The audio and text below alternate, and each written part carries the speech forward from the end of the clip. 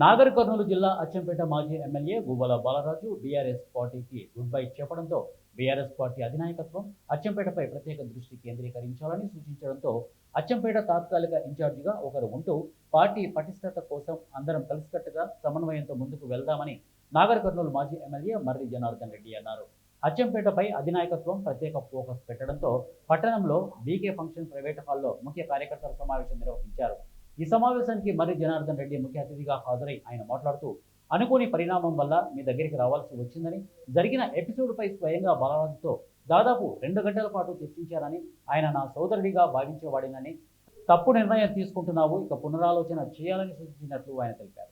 నాయకుడు ఒక పార్టీని మారడానికి ఇష్టంగా లేరు అచ్చంపేటలంటే వాళ్ళకి రియల్గా హ్యాట్సప్. నిబద్ధత కలిగినటువంటి నాయకత్వం ఇక్కడ ఉంది, మంచి పట్టుగలిగినటువంటి నాయకత్వం ఇక్కడ ఉంది. వాళ్ళతో సమన్వయం చేసి రేపు 8వ తారీఖు రేపు ఉదయం 10 గంటలకు వాళ్ళతోనే ఒక సమావేశం ఏర్పాటు చేయడం జరిగింది.